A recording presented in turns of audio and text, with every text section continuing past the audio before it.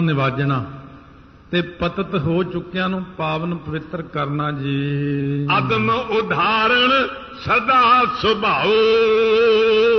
तुहाडा सुभाव भी फिर ऐसा है कि जिहड़े अदम ने, नीच ने, चंडाल ने, उन्हां नूं पार उतारा देना, उन्हां नूं तारना, ये तुहाडा सुभाव है। देखो दास को दोष न काओ। महाराज सच्चे पातशाह देखो, आप जानते हो कि दास दा ਇਹਦੇ ਵਿੱਚ ਕੋਈ ਦੋਸ਼ नहीं है जी। बिरछ डाल सुदा अब करिए, मोह पर करना दृष्ट नेहरिए। महाराज एक फिर सानू अपने प्रश्न पूछे, फिर तेनों जवाब देवांगे। तब तुम बूझो करें उचारा, सो तू ए तन प्राप्त भयो, दसम शरीर यही हम बयो। सो इस करके हुण तू उदों जिहड़ा पुछदा सी नानू पंडित हो के, अज तू ये विश्वंबर दास हो के आया है, हुण पुछ। हुण साडा 10वां जामा है ते तेरा रूप भी बदलिया होया है, अपने प्रश्नां नूं तू हुण पुछ सकदा है। बचन दरब सो धरियो अमान, चहो सो प्यारे पूछ पछान। क्योंकि तेरा बचना रूपी धन साडे कोल पिया है, पुछ सकदा है। पहले रूप विच असीं तैनूं कहा सी ना, 10वें रूप विच पुछी जाके असीं तैनूं वचन दिता होया है, तो हुण तू सानूं पुछ सकदा है। तुम नानू सो हम गुर तेरे, प्रथम मिलन ते मेल बडेरे। तू नानू है ते असीं तेरे गुरु हाँ, पहला नालों भी हुण ये वड्डा जिहड़ा अपना मलाप हो रहा है। मिल बे भाणा हो तो हमारा, नहीं दोष तव पुत्र मझारा। ये अपने मिलन का एक कारण बनना सी, तेरे पुत्र का दोष नहीं है। असीं जानते सी कि तू आवेगा, तेरे पुत्र ने गलती करनी है, ते तू फिर बख्शाउण आवेगा, इस बहाने तू सानू मिलेगा आके। सुनत बिशंबर दास अचंबा, हाथ बंद कर कैत अदम्बा। सुन के बिशंबर दास बड़ा हैरान होया, दोवें हाथ जोड़ के अदंबा दंभ पखंड तो रहत होके बेनती कीती है। ध्यान सिंह गत वणज सुचाला, भई संपता सकल विसाला। तो इस करके जिहड़ा है ना, ध्यान सिंह ने बहुत ये श्रेष्ठ पुरुष है, मर्यादा वाला है। ਇਹਦਾ ਕੰਮ देखो सोहना टुर पिया है, ਇਹਨੇ पछाण लिया गुरां दा बचन, इस करके भाई ध्यान सिंह चलिया है। अच्छा बचन सिदक को सुत मम दीना, अब चाह तो सो मम लीना। सो इस करके बेनती करता है बिशंबर दास महाराज, मेरे पुत्र ने इसी तरह किया है, बचन इनू बेच गया भाई ध्यान सिंह जी नूं। ਇਹਦੇ घर तो कोई अंत नहीं माया दा, बड़ी माया हर पक्षों ही ठीक है, चढ़ती कला है। तो ये सिदक का बचन मेरा पुत्र इनू बेच गया, महाराज असीं रह गए खाली। हुण मैं एडी दूरों इसे करके चल के आया हाँ कि हुण किरपा करो, साडे परिवार नूं सिक्खी सिदक बख्शो जी। गुरु कहो हम दीनों तोए, बिना तोट जिसते तन होए। महाराज कहने बस तू मंगना सी ते असीं देना सी, तू हुण मंग लिया है कि सिक्खी सिदक बख्शो। चंगा बिना तोट तो काम चलेगा, तेनों कदे घाटा नहीं आवेगा। खाओ खर्च करो मन भाया, दिन प्रत सब किच वधै सवाया। खावे खर्च हर हल मिल भाई, तोट ना आवे वाधो जाए। महाराज गुरु नानक साहब किरपा करनगे, खावो खर्चो, मन भाउंदा खर्चो, तेरे घर कदे भी घाटा नहीं पवेगा, वधदा ही जावेगा, वधदा ही जावेगा। तो जान जैनेत विसाले, गरज गरज घन बो जल डाले। सो तां भी जानना करे, बड़ी वड्डी एक परमात्मा की नेत है, जिथे गुरां की किरपा हो जाती है, उथे गरज गरज के बदल बरसदा है। तू प्रेमी एक समी जाना, तो सुत शरदा ही न माना। तू प्रेमी है, तैनू असीं जान लिया, गरीबी विच भी तू साडे नाल रहा, अमीरी विच भी तू साडे नाल ही रहा। तेरा पुत्र जे हिल गया तां भी तू हिलिया नहीं, डोलिया नहीं। ਇਸ ਕਰਕੇ ਸਾਡੀ ਤੇਰੇ ਤੇ ਬਹੁਤ ਖੁਸ਼ੀ ਹੈ। सेव भावना तो मैं जैसे सतगुर करें प्रात उठ तैसे। ਅੱਛਾ, ਤੇਰੀ ਜਿਵੇਂ ਭਾਵਨਾ ਹੈ ਨਾ, ਸੇਵਾ ਭਾਵਨਾ, ਪਿਆਰ ਪ੍ਰੇਮ ਸਿੱਖੀ ਸਿਦਕ, ਸਵੇਰੇ ਉੱਠ ਕੇ ਇਸੇ ਪ੍ਰਕਾਰ ਹੋਵੇਗਾ, ਬਖਸ਼ਿਸ਼ ਕੱਲ ਨੂੰ ਕਰਾਂਗੇ। इम कै श्री गुरु मंदिर गए खान पान कर निशा बिते। ਉਹ ਕਹਿ ਕੇ ਮਹਾਰਾਜ ਆਪਣੇ ਮਹਿਲਾਂ ਨੂੰ ਚਲੇ ਗਏ ਨੇ, ਪ੍ਰਸ਼ਾਦਾ ਛਕ ਕੇ ਰਾਤ ਨੂੰ ਬਿਰਾਜਮਾਨ ਹੋਏ ਨੇ। दोहेरा सतगुर आए सदा में सिखन श्रे करंत। ਸਤਿਗੁਰੂ ਮਹਾਰਾਜ ਫੇਰ ਆ ਗਏ, ਸਭਾ ਦੇ ਵਿੱਚ ਸਜੇ ਹਨ, ਸੋਹਣੇ ਸਥਾਨ ਤੇ ਚਾਰੇ ਪਾਸੇ ਸੰਗਤਾਂ ਨੂੰ ਉਪਦੇਸ਼ ਕਰ ਕਰਕੇ ਉਹਨਾਂ ਦੀ ਕਲਿਆਣ ਕਰ ਰਹੇ ਹਨ। सिख बनिया तब नमो कर फिरेउ निकट भगवंत। ਉਹ ਸਿੱਖ ਬਾਣੀਆਂ ਸਤਿਗੁਰੂ ਮਹਾਰਾਜ ਦੇ ਕੋਲ ਆਇਆ, ਪਰਿਵਾਰ ਸਮੇਤ ਮੱਥਾ ਟੇਕ ਕੇ ਕੋਲ ਬੈਠ ਗਿਆ। जो पे श्री मुक्ते गुर मिर्दुल बखाने कौ सिखा इच्छा क्या ठाने।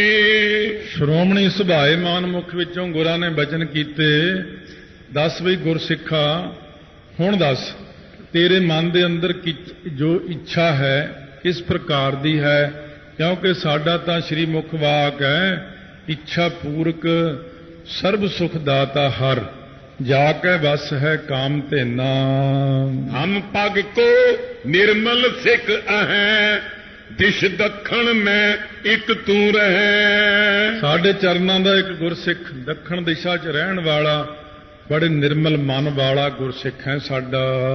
दखन बिकै सिख हैं थोरे तुम समसर तै कोई न औरे।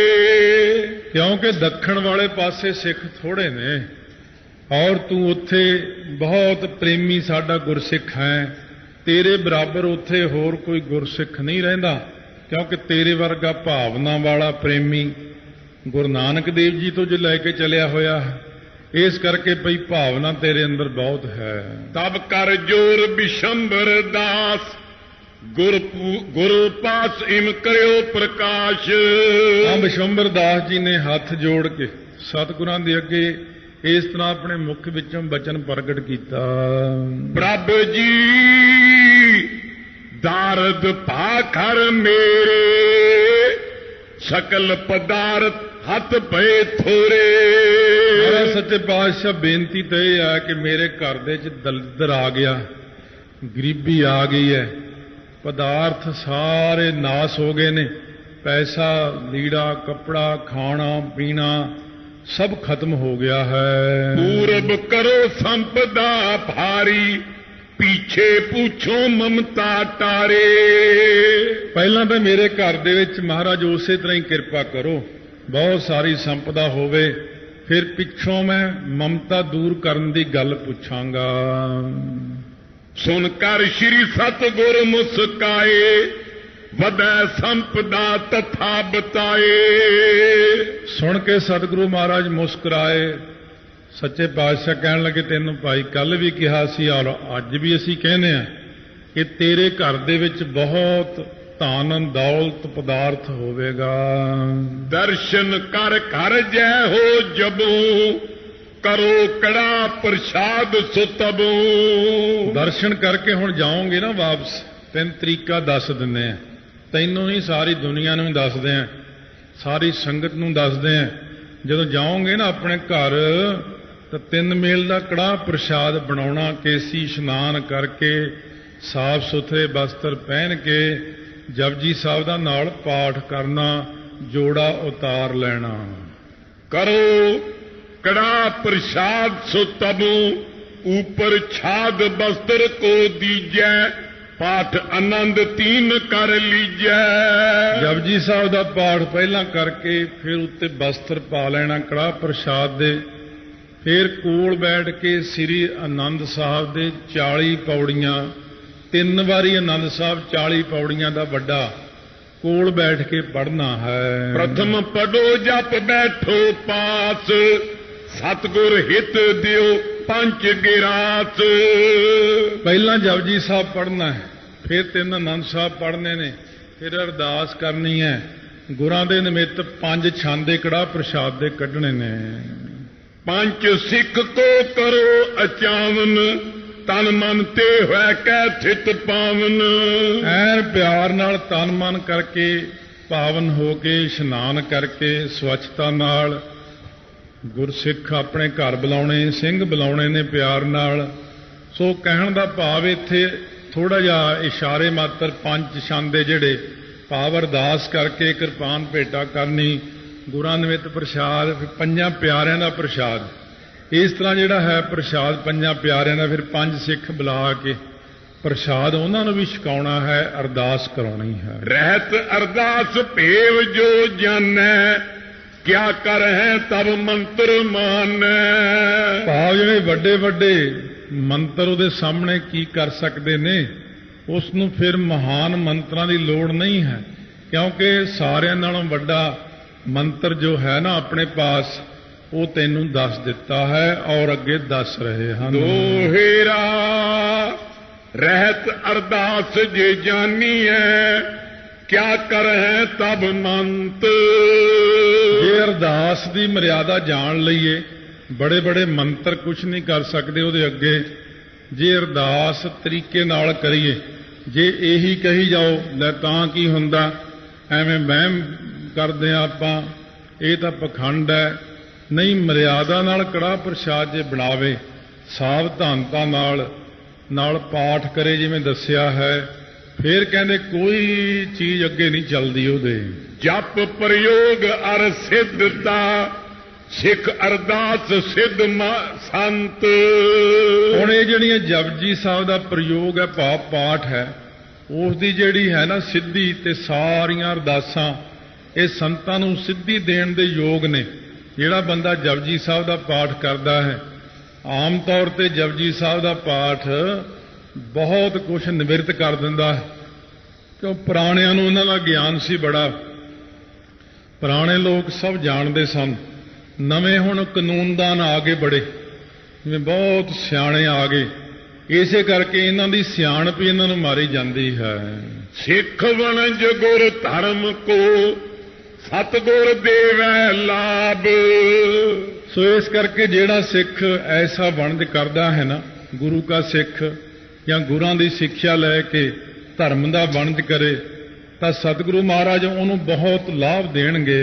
ਬੋਲ ਬੁਲਾਵੇ ਸੰਗਤੀ, ਦੇ ਕੜਾ ਕੀ ਸਾਂਭ। ਕੜਾਹ ਪ੍ਰਸ਼ਾਦ ਤਿਆਰ ਕਰਕੇ ਗੁਰਸਿੱਖਾਂ ਨੂੰ ਛਕਾਇਆ, ਤੇ ਸੰਗਤ ਦੀ ਸਾਂਭ ਰੱਖੇ। ਸਾਂਭ ਪੁਰਾਣਾ ਅੱਖਰ ਹੈ, ਸੰਭਾਲ ਉਹ ਹੁੰਦੀ ਜਿਵੇਂ ਪੁਰਾਣੇ ਟਾਈਮਾਂ ਦੇ ਵਿੱਚ ਵਿਆਹ ਸ਼ਾਦੀਆਂ ਵਿੱਚ ਕਹਿੰਦੇ ਸੀ ਸਾਰਿਆਂ ਘਰਾਂ ਦੀ ਸੰਭਾਲ ਰੱਖਣੀ। ਸੰਭਾਲ ਦਾ ਮਤਲਬ ਹੁੰਦਾ ਸੀ ਕਿ ਹਰੇਕ ਘਰ ਨੂੰ 5-5 ਕਿਲੋ ਮਠਿਆਈ ਦੇਣੀ, ਉਹ ਲਿਫਾਫਿਆਂ 'ਚ ਪਾ ਕੇ ਰੱਖਣੀ, ਇਹਨੂੰ ਕਹਿੰਦੇ ਸੰਭਾਲ। ਇਸੇ ਤਰ੍ਹਾਂ ਮਹਾਰਾਜ ਕਹਿੰਦੇ ਜਦੋਂ ਕੜਾਹ ਪ੍ਰਸ਼ਾਦ ਤਿਆਰ ਹੋਵੇ, ਸੰਗਤ ਨੂੰ ਬੁਲਾਓ, ਫਿਰ ਕਿ ਸੰਗਤ ਦੀ ਸੰਭਾਲ ਜ਼ਰੂਰ ਰੱਖੇ। ਇਹ ਨਾ ਕਿ ਸੰਗਤ ਨੂੰ ਯਾਦ ਹੀ ਨਾ ਕਰੇ, ਆਪ ਹੀ ਛਕ ਜਾਵੇ। ਇਸ ਤਰ੍ਹਾਂ ਸੰਗਤ ਦਾ ਜ਼ਰੂਰ ਛਾਂਦਾ ਰੱਖ ਕੇ ਸੰਗਤ ਨੂੰ ਛਕਾਵੇ। ਸੁਣ ਬੋਲਿਓ ਸਿੱਖ ਗੁਰੂ ਜੀ, ਦੇਸ਼ ਹਮਾਰਾ ਕਠਨ। ਸੁਣ ਕੇ ਸਿੱਖ ਬੋਲਿਆ ਬਿਸ਼ੰਬਰ ਦਾਸ, ਸਤਿਗੁਰੂ ਮਹਾਰਾਜ, ਸਾਡਾ ਜਿਹੜਾ ਦੇਸ਼ ਇਲਾਕਾ ਹੈ ਨਾ, ਉਹ ਬੜਾ ਹੀ ਕਠਨ ਹੈ, ਬੜਾ ਔਖਾ ਹੈ। ਗੁਰਸਿੱਖ ਨਹੀਂ ਮਿਲਦੇ, ਉੱਥੇ ਸਾਨੂੰ ਕੋਈ ਦੱਸਣ ਵਾਲਾ ਨਹੀਂ, ਸਮਝਾਉਣ ਵਾਲਾ ਨਹੀਂ। ਸੋ ਕਿਰਪਾ ਕਰ ਦਿਓ, ਅਸੀਂ ਸਾਰਾ ਕੁਝ ਇੱਥੋਂ ਲਿਖ ਕੇ ਹੀ ਲੈ ਜਾਂਦੇ ਹਾਂ ਜੀ। ਸਾਨੂੰ ਕਿਰਪਾ ਕਰਕੇ ਆਉਂ ਦੱਸੋ ਇਹ ਕਿਵੇਂ ਕਿਵੇਂ ਮਰਿਆਦਾਵਾਂ ਕਰਨੀਆਂ ਚਾਹੀਦੀਆਂ, ਕੀ ਕੀ ਅਰਦਾਸ ਕਰਨੀ ਚਾਹੀਦੀ ਆ, ਤੇ ਕਦੋਂ ਕਦੋਂ ਅਰਦਾਸ ਕਰਨੀ ਚਾਹੀਦੀ ਆ। ਸਾਨੂੰ ਕਿਰਪਾ ਕਰਕੇ ਅਰਦਾਸਾਂ ਦਾ ਗਿਆਨ ਦਿਓ ਜੀ। ਸਭ ਅਰਦਾਸ ਕੋ ਭੇਵ ਕੋ, ਜਿਉ ਸਿੱਖਨ ਸੁਖ ਸਦਨ। ਸਾਰੇ ਅਰਦਾਸਾਂ ਦਾ ਭੇਦ ਦੱਸੋ ਜੀ। ਜਿਵੇਂ ਸਿੱਖਾਂ ਦੇ ਘਰ ਦੇ ਵਿੱਚ ਨਾ ਐਨ ਆਨੰਦ ਬਣਿਆ ਰਹੇ, ਉਸੇ ਪ੍ਰਕਾਰ ਤੁਸੀਂ ਸਾਨੂੰ ਅਰਦਾਸਾਂ ਦੱਸੋ, ਤਾਂ ਕਿ ਅਸੀਂ ਆਪਣੇ ਉਸ ਦੇਸ਼ ਵਿੱਚ ਜਾ ਕੇ, ਪਤਾ ਨਹੀਂ ਕਦ ਮੁੜਦੇ, 6 ਮਹੀਨੇ ਲੱਗ ਜਾਂਦੇ ਆ, ਕਈ ਵਾਰ ਸਾਲ ਲੱਗ ਜਾਂਦਾ। ਰੋਜ਼-ਰੋਜ਼ ਤਾਂ ਪੁੱਛਣਾ ਮਹਾਰਾਜ ਔਖਾ ਜੀ, ਫਿਰ ਇੱਥੇ ਰਹਿਣ ਵਾਲੇ ਤਾਂ ਰੋਜ਼ ਪੁੱਛਦੇ ਰਹਿੰਦੇ ਨੇ, ਤੇ ਸਾਨੂੰ ਕਿਰਪਾ ਕਰਕੇ ਸਾਰੀਆਂ ਅਰਦਾਸਾਂ ਦੱਸੋ। ਸਤਿਗੁਰ ਬੋਲੇ ਸਿੱਖ ਸੁਣ, ਕਰੋ ਕੜਾ ਪ੍ਰਸ਼ਾਦ। ਸੁਣ ਕੇ ਸਤਿਗੁਰੂ ਬੋਲੇ ਭਾਈ ਵਿਸ਼ਵੰਬਰ ਦਾਸ ਕੜਾ ਪ੍ਰਸ਼ਾਦ ਭਾਈ ਬਣਾਉਣਾ ਹੈ। ਅਰਦਾਸ ਦੀ ਮਰਿਆਦਾ ਟਕਾ ਰੱਖਣਾ, ਫਿਰ ਕੜਾ ਪ੍ਰਸ਼ਾਦ ਤਿਆਰ ਕਰਕੇ ਬਹੁਤ ਕੰਮ ਅੜ ਜੇ ਜਪਜੀ ਸਾਹਿਬ ਤਾਂ ਕਰਨਾ ਹੀ ਕਰਨਾ। ਬਣਾਉਣ ਲੱਗਿਆ ਫਿਰ ਨਾਲ 3 ਸ੍ਰੀ ਆਨੰਦ ਸਾਹਿਬ ਦੇ ਪਾਠ ਕਰਨੇ ਆ। ਇਹ ਪਹਿਲੀਆਂ ਮਰਿਆਦਾ 'ਚ ਵੀ ਪਹਿਲਾਂ ਵੀ ਆ ਚੁੱਕੇ ਨੇ ਬਚਨ ਕਿ ਫੇਰ ਅਰਦਾਸ ਕਰਨੀ ਗੁਰਾਂ ਦੇ ਅੱਗੇ। ਵੇ ਨਾ ਆਏ ਜੇ ਸਿੱਖ ਤੇ ਗੁੜਦਾਣਾ ਫਲ ਆਦ।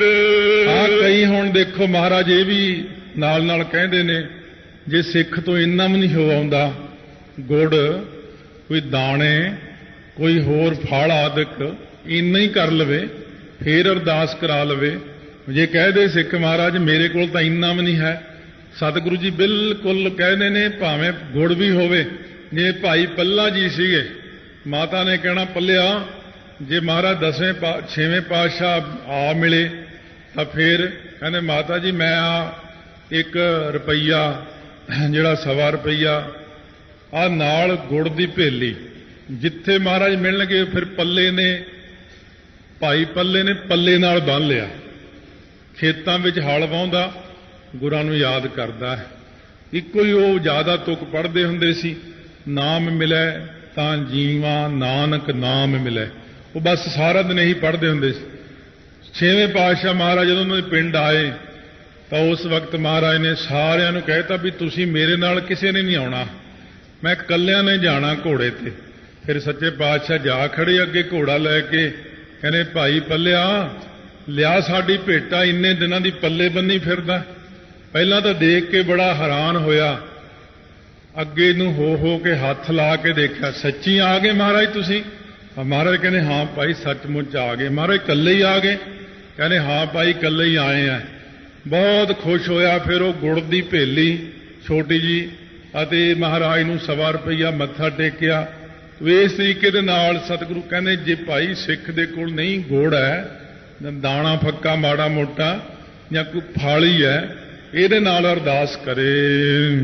ਸੋਚ ਪਵਿੱਤਰ ਸਰਬ ਦਿਵਸ ਮੈਂ ਸੰਤ ਸਾਧ ਮੁਖ ਜਾਪ।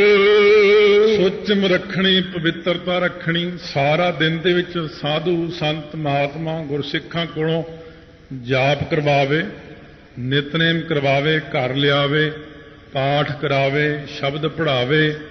ਇਸ ਤਰੀਕੇ ਦੇ ਨਾਲ ਸੰਗਤ ਦੇ ਚਰਨ ਪਵਾਵੇ। ਸ੍ਰੀ ਸੁਖਮਨੀ ਸਾਹਿਬ ਦੇ ਵੀ ਪਾਠ ਕਰਾਉਂਦੇ ਨੇ ਜੀ, ਜਪਜੀ ਸਾਹਿਬ ਦੇ ਪਾਠ।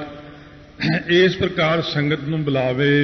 ਨਾਮ ਪ੍ਰਤਾਪ ਤੇ ਕਾਜ ਸਰ ਸੁਣ ਅਰਦਾਸ ਕਲਾਪ। ਇਹ ਨਾਮ ਦੇ ਪ੍ਰਤਾਪ ਕਰਕੇ ਸਾਰਾ ਕਾਰਜ ਸਰਦਾ ਬਣਦਾ ਹੈ ਭਾਈ। ਇਸ ਕਰਕੇ ਸਾਰੀਆਂ ਜਿਹੜੀਆਂ ਅਰਦਾਸਾਂ ਨੇ, ਕਲਾਪ ਤੋਂ ਭਾਵ ਸਮੂਹ ਅਰਦਾਸਾਂ, ਕਿਹੜੀਆਂ ਕਿਹੜੀਆਂ ਅਰਦਾਸਾਂ ਕਿਵੇਂ ਕਰਨੀ। ਇੱਕ ਅਰਦਾਸ ਹੁੰਦੀ ਸੰਗਤ ਵਿੱਚ ਖੜ ਕੇ ਕਰਨੀ, ਵੱਡੀ ਅਰਦਾਸ।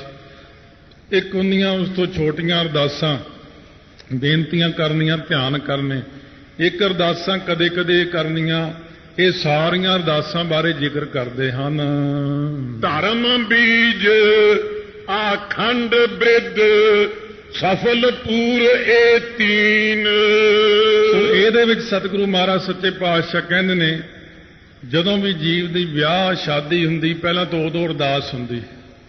ਸੋ ਜਦੋਂ ਜੀਵ ਜਿਹੜਾ ਹੈ ਗ੍ਰਸਥ ਮਾਰਗ ਵਿੱਚ ਪ੍ਰਵੇਸ਼ ਕਰਦਾ ਹੈ ਉਦੋਂ ਤੋਂ ਅਰਦਾਸਾਂ ਪ੍ਰਾਰੰਭ ਬਚਪਨ ਤੋਂ ਹੀ ਲੈ ਕੇ ਵੈਸੇ ਹੁੰਦੀਆਂ ਨੇ। ਤੇ ਇਸੇ ਪ੍ਰਕਾਰ ਇਹ ਬਚਪਨ ਦੀਆਂ ਅਰਦਾਸਾਂ ਦੱਸ ਰਹੇ ਨੇ ਕਿ ਜਿਵੇਂ ਆਪਾਂ ਆਮ ਤੌਰ ਤੇ ਪੁਰਾਣੇ ਗੁਟਕੇ ਪੋਥੀਆਂ ਵਿੱਚ ਅਖੀਰ ਤੇ ਰੱਖਿਆ ਦੇ ਸ਼ਬਦ ਲਿਖੇ ਹੁੰਦੇ ਨੇ ਮਾਤਾਵਾਂ ਵਾਸਤੇ, ਉਹੀ ਇੱਥੇ ਬਚਨ ਕਰਦੇ ਨੇ ਕਿ ਅਕਾਲ ਪੁਰਖ ਦੇ ਅੱਗੇ ਬੇਨਤੀ ਕਰੇ ਕਿ ਇਹ ਅਕਾਲ ਪੁਰਖ ਵਾਹਿਗੁਰੂ ਕਿਰਪਾ ਕਰਨੀ, ਬਾਲਕ ਗੁਰਸਿੱਖ ਹੋਵੇ। ਇਸ ਤਰ੍ਹਾਂ ਦੀਆਂ ਅਰਦਾਸਾਂ ਕਰਨੀਆਂ।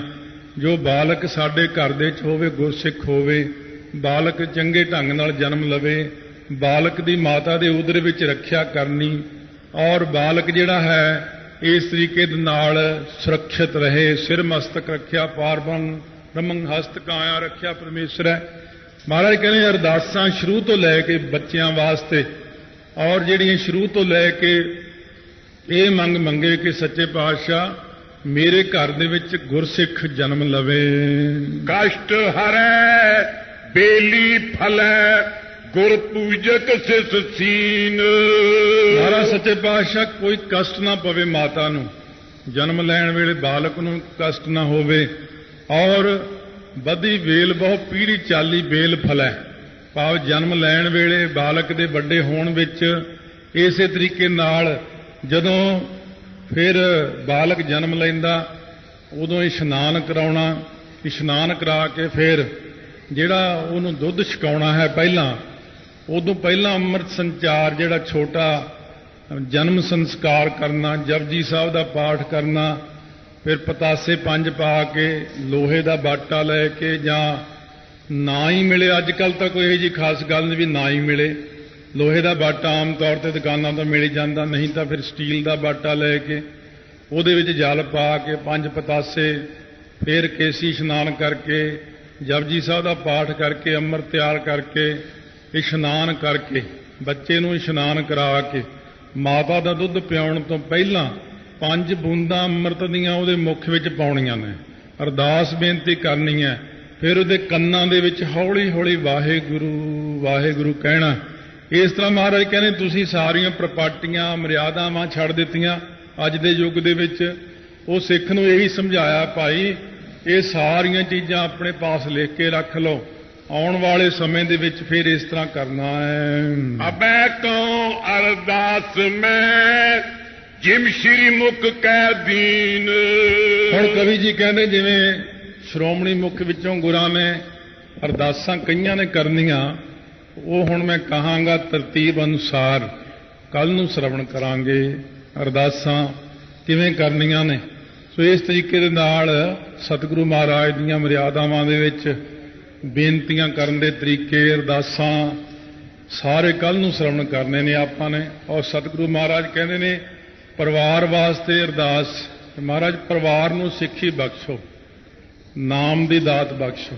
ਜੋ ਬਾਲਕ ਨੇ ਜਨਮ ਲੈਣਾ ਹੈ, ਬਾਲਕ ਦੀ ਰੱਖਿਆ ਮਾਤਾ ਦੇ ਉਦਰ ਵਿੱਚ ਆਪ ਨੇ ਕਰਨੀ। ਬਾਲਕ ਦੀ ਹਰ ਵਕਤ ਰੱਖਿਆ ਕਰਨ ਲਈ ਉਹ ਰੱਖਿਆ ਦੇ ਸ਼ਬਦ, ਜਪਜੀ ਸਾਹਿਬ ਦੇ ਪਾਠ। ਇਸ ਤਰੀਕੇ ਨਾਲ ਸਤਿਗੁਰੂ ਕਹਿੰਦੇ ਭਾਈ ਸ਼ੁਰੂ ਤੋਂ ਲੈ ਕੇ ਹੀ ਇੱਕ ਮਰਿਆਦਾ ਬਣਾ ਲਓ ਬਾਲਕ ਦੇ ਜਨਮ ਲੈਣ ਤੇ। ਇੱਥੋਂ ਤੱਕ ਆਪਾਂ ਨੂੰ ਸਤਿਗੁਰੂ ਮਹਾਰਾਜ ਨੇ ਬਖਸ਼ਿਸ਼ਾਂ ਕੀਤੀਆਂ ਨੇ। ਕੱਲ ਨੂੰ ਸ਼ਰਵਣ ਕਰਾਂਗੇ ਅੱਗੇ। ਆਓ ਰਸਨਾ ਨੂੰ ਪਵਿੱਤਰ ਕਰੀਏ, ਪਿਆਰ ਸਤਿਕਾਰ ਨਾਲ ਆਖੋ ਵਾਹਿਗੁਰੂ ਵਾਹਿਗੁਰੂ ਵਾਹਿਗੁਰੂ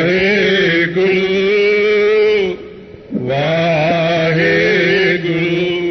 ਵਾਹਿਗੁਰੂ ਵਾਹਿਗੁਰੂ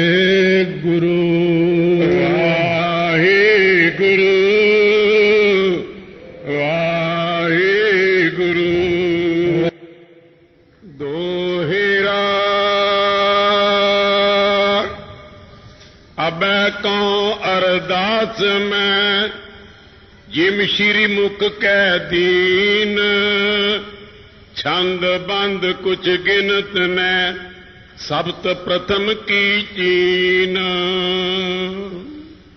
ਧੰਨ ਧੰਨ ਸਾਹਿਬ ਸ੍ਰੀ ਗੁਰੂ ਗ੍ਰੰਥ ਸਾਹਿਬ ਮਹਾਰਾਜ ਦੀ ਪਾਵਨ ਪਵਿੱਤਰ ਹਜ਼ੂਰੀ ਵਿੱਚ ਸਜੀ ਹੋਈ ਗੁਰੂ ਰੂਪ ਗੁਰੂ ਖਾਲਸਾ ਸਾਧ ਸੰਗਤ ਜੀ, ਆਓ ਪਿਆਰ ਸਤਿਕਾਰ ਸਹਿਤ ਫਤਿਹ ਉਚਾਰਨ ਕਰੀਏ। ਵਾਹਿਗੁਰੂ ਜੀ ਕਾ ਖਾਲਸਾ ਵਾਹਿਗੁਰੂ ਜੀ ਕੀ ਫਤਿਹ। ਧੰਨ ਧੰਨ ਸਤਿਗੁਰੂ ਗੁਰੂ ਗੋਬਿੰਦ ਸਿੰਘ ਸਾਹਿਬ ਜੀ ਮਹਾਰਾਜ ਚੱਲ ਰਹੇ ਲੜੀਵਾਰ ਪ੍ਰਸੰਗ ਵਿੱਚ ਸ਼ਰਵਣ ਕੀਤਾ ਹੈ। ਹਰਗੋਪਾਲ ਵਿਸ਼ਵੰਬਰ ਦਾਸ। ਸੋ ਵਿਸ਼ਵੰਬਰ ਦਾਸ ਨੇ ਪੁੱਤਰ ਨੂੰ ਬਹੁਤ ਸਮਝਾਇਆ, ਪੁੱਤਰ ਦੀ ਸੋਝੀ ਨਾ ਆਈ ਕੋਈ। ਸੋ ਉਸ ਵਕਤ ਪੈਸੇ ਸਾਰੇ ਜਦੋਂ ਮੁੱਕ ਗਏ ਤਾਂ ਫਿਰ ਪਿਤਾ ਦੇ ਚਰਨੀ ਪਿਆ ਹੈ ਕਿ ਚਲੋ ਆਪਾਂ ਮਹਾਰਾਜ ਕੋਲ ਚੱਲ ਕੇ ਮਾਫੀ ਮੰਗੀਏ। ਸੋ ਮਹਾਰਾਜ ਕੋਲ ਆ ਕੇ ਸਭ ਕੁਝ ਪ੍ਰਾਪਤ ਹੋਇਆ ਹੈ। सतगुरु महाराज ने बचन किया, घर जाके कड़ा प्रसाद तैयार करना है, अरदास बेनती करनी है। प्रसाद तैयार करदियां जपजी साहब का पाठ ਅਤੇ ਬਾਅਦ ਵਿੱਚ 3 ਸ੍ਰੀ ਆਨੰਦ ਸਾਹਿਬ ਦੇ ਪਾਠ ਕਰਨੇ ਨੇ। ਅਰਦਾਸ ਕਰਨੀ, 5 ਪਿਆਰਿਆਂ ਦਾ ਛਾਂਦਾ ਕੱਢਣਾ, ਸੰਗਤ ਨੂੰ ਛਕਾਉਣਾ, ਤੇਰਾ ਕਾਰਜ ਰਾਸ ਹੋਵੇਗਾ। ਫਿਰ ਭਾਈ ਹਰ ਕੰਮ ਦੇ ਵਿੱਚ ਗੁਰਾਂ ਨੂੰ ਪਹਿਲਾਂ ਯਾਦ ਕਰਿਆ ਕਰੋ। ਅਰਦਾਸ ਬੇਨਤੀ ਕਰਨੀ ਚਾਹੀਦੀ ਹੈ, ਜਿਸ ਕਰਕੇ ਹਰੇਕ ਕਾਰਜ ਰਾਸ ਆਵੇ। ਵਿਆਹ ਸ਼ਾਦੀ ਤੇ ਅਰਦਾਸ ਹੁੰਦੀ ਹੈ। ਬਾਲਕ ਦੇ ਜਨਮ ਵਾਸਤੇ ਵੀ ਅਰਦਾਸ ਕਰਨੀ, ਗੁਰਸਿੱਖ ਬੱਚਾ ਪ੍ਰਾਪਤ ਹੋਵੇ। ਬਾਲਕ ਦੀ ਰੱਖਿਆ ਲਈ ਵੀ ਅਰਦਾਸ ਕਰਨੀ। ਸੋ ਇਸ ਪ੍ਰਕਾਰ ਦੀਆਂ ਅਰਦਾਸਾਂ ਜਿਹੜੀਆਂ ਨੇ, ਅਰਦਾਸ ਭਗਤੀ ਹੈ। ਅਰਦਾਸ ਕਰਕੇ ਗੁਰੂ ਸਿੱਖ ਗੁਰੂ ਸਾਹਿਬ ਜੀ ਦੇ ਨਾਲ ਜੁੜਿਆ ਰਹਿੰਦਾ ਹੈ। ਤਾਂ ਤੇ ਭਾਈ ਅਰਦਾਸਾਂ ਜਿਹੜੀਆਂ ਨੇ ਇਸ ਤਰ੍ਹਾਂ ਦੀਆਂ ਕਰਨੀਆਂ, ਉਹਦੇ ਨਾਲ ਵੱਡਾ ਭਾਰੀ ਲਾਭ ਗੁਰਸਿੱਖ ਨੂੰ ਪ੍ਰਾਪਤ ਹੁੰਦਾ ਹੈ। ਸੋ ਇਸ ਤਰ੍ਹਾਂ ਮਹਾਰਾਜ ਜੀ ਨੇ ਕੱਲ ਅਰਦਾਸਾਂ ਜੋ ਪ੍ਰਾਰੰਭ ਕੀਤੀਆਂ ਸਨ ਦੱਸਣੀਆਂ। ਇਹ ਵੀ ਇੱਕ ਤਰੀਕਾ ਹੈ ਪਰਮਾਤਮਾ ਦੇ ਨਾਲ ਜੁੜਨ ਦਾ। ਇਹ ਬਿਲਕੁਲ ਉਸੇ ਤਰ੍ਹਾਂ ਦੀਆਂ ਅਰਦਾਸਾਂ ਨੇ ਜਿਵੇਂ ਸ੍ਰੀ ਸੁਖਮਨੀ ਸਾਹਿਬ ਵਿੱਚ ਬਚਨ ਕੀਤਾ ਹੈ। ਇਹ ਵੀ ਅਰਦਾਸ ਹੈ ਕਿ ਜੇ ਪ੍ਰਸਾਦ ਛੱਤੀ ਅੰਮ੍ਰਿਤ ਖਾਹਿ, ਤਿਸ ਠਾਕੁਰ ਕਉ ਰਖ ਮਨ ਮਾਹਿ। ਜੇ ਪ੍ਰਸਾਦ ਸੁਗੰਧਿਤ ਤਨ ਲਾਵਹਿ, ਤਿਸ ਕਉ ਸਿਮਰਤ ਪਰਮਗਤ ਪਾਵਹਿ। ਜੇ ਪ੍ਰਸਾਦ ਬਸੈ ਸੁਖ ਮੰਦਰ, ਤਿਸੈ ਧਿਆਏ ਸਦਾ ਮਨ ਅੰਦਰ। ਇਹ ਵੀ ਅਰਦਾਸਾਂ ਵੀ ਵਾਹਿਗੁਰੂ ਨੂੰ ਯਾਦ ਰੱਖੋ ਹਰ ਵਕਤ। ਕਦੇ ਸੰਗਤ ਵਿੱਚ ਵੱਡੀ ਅਰਦਾਸ, ਕਦੇ ਸੂਖਮ ਅਰਦਾਸ, ਗੁਰਾਂ ਦਾ ਨਾਮ ਲੈ ਕੇ ਕਾਰਜ ਆਰੰਭ ਕਰਨਾ, ਕਿਧਰੇ ਜਾਣਾ, ਕਿਧਰੋਂ ਆਉਣਾ। ਸੋ ਇਸ ਤਰ੍ਹਾਂ ਬੱਚੇ ਨੂੰ ਦੁੱਧ ਪਿਆਉਣਾ ਜਦੋਂ ਪਹਿਲੀ ਵਾਰ, ਉਦੋਂ ਅਰਦਾਸ ਕਰਨੀ ਹੈ। ਅੰਮ੍ਰਿਤ ਸੰਸਕਾਰ ਜਿਹੜਾ ਸੀ ਜਨਮ ਸੰਸਕਾਰ, ਉਹ ਵੀ ਕਰਨਾ ਹੈ। ਇਸ ਤਰ੍ਹਾਂ ਦੀਆਂ ਸਾਰੀਆਂ ਅਰਦਾਸਾਂ ਪ੍ਰਾਰੰਭ ਹਨ। ਆਓ ਅੱਗੇ ਬਖਸ਼ਿਸ਼ ਕਰ ਰਹੇ ਨੇ ਮਹਾਰਾਜ ਜੀ। ਕਦੇ ਸਤਿਗੁਰੂ ਨੂੰ ਭੁੱਲਣਾ ਨਹੀਂ, ਹਰ ਵਕਤ ਹੀ ਦਾਸ ਬਣ ਕੇ ਅਰਦਾਸ ਕਰਦਾ ਰਹੇ। ਸਤਿਗੁਰੂ ਕਹਿੰਦੇ ਫਿਰ ਭਾਈ ਸਾਰੇ ਕੰਮ ਸਤਿਗੁਰੂ ਜੀ ਦੀ ਸਹਾਇਤਾ ਨਾਲ ਬਣ ਜਾਂਦੇ ਨੇ। ਸ਼ਰਵਣ ਕਰਦੇ ਹਾਂ ਅਰਦਾਸਾਂ ਬੇਨਤੀਆਂ, ਪਿਆਰ ਸਤਿਕਾਰ ਨਾਲ ਰਸਨਾ ਨੂੰ ਕਰੀਏ ਪਵਿੱਤਰ। ਗੱਜ ਕੇ ਆਖੋ ਸਤਨਾਮ ਸ੍ਰੀ ਵਾਹਿਗੁਰੂ ਸਾਹਿਬ ਜੀਓ। ਸਤਨਾਮ ਸ੍ਰੀ ਵਾਹਿਗੁਰੂ ਸਾਹਿਬ ਜੀਓ। ਦੋਹਿਰਾ ਅਬੈ ਕਉ ਅਰਦਾਸ ਮੈਂ, ਸ਼ਿਮ ਸ਼੍ਰੀ ਮੁਖ ਕੈ ਦੀਨ। ਫਰਮਾਉਂਦੇ ਨੇ ਕਿ ਹੁਣ ਮੈਂ ਅਰਦਾਸਾਂ ਕਹਿੰਦਾ ਹਾਂ ਜਿਵੇਂ ਸ਼੍ਰੋਮਣੀ ਮੁਖ ਵਿੱਚੋਂ ਗੁਰਾਂ ਨੇ ਬਚਨ ਕੀਤਾ ਹੈ ਅਰਦਾਸ ਵਾਸਤੇ। ਛੰਦ ਬੰਦ ਕੁਛ ਗਿਨਤ ਨੈ, ਸਬਤ ਪ੍ਰਥਮ ਕੀ ਚੀਨ। ਸੋ ਛੰਦ ਬੰਦ ਕੋਈ ਨਹੀਂ ਗਿਣਨਾ। ਪਹਿਲੀਆਂ 7 ਅਰਦਾਸਾਂ ਜਾਣ ਲਓ ਕਿ ਮੈਂ ਕਹਿ ਦਿੱਤੀਆਂ ਹਨ। ਆਠੈ ਭੁਜੈ ਪੀਨ। ਹੁਣ 8ਵੀਂ ਅਰਦਾਸ ਹੈ ਕਿ ਬਾਲਕ ਜਿਹੜਾ ਹੈ ਤੰਦਰੁਸਤ ਹੋਵੇ, ਤਕੜਾ ਹੋਵੇ।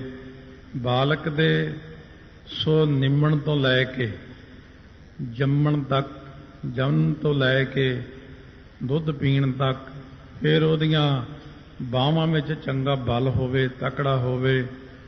ਮਹਾਰਾਜ ਜੀ ਨੇ ਵੀ ਅਰਦਾਸ ਕੀਤੀ, ਮੇਰਾ ਸਤਿਗੁਰ ਰਖਵਾਲਾ ਹੋਆ, ਧਾਰ ਕਿਰਪਾ ਪ੍ਰਭ ਹਾਥ ਦੇ ਰਾਖਿਆ।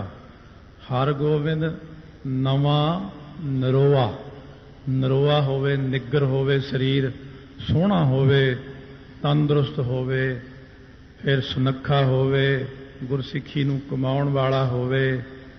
ਇਸ ਤਰ੍ਹਾਂ ਦੀਆਂ ਬੇਨਤੀਆਂ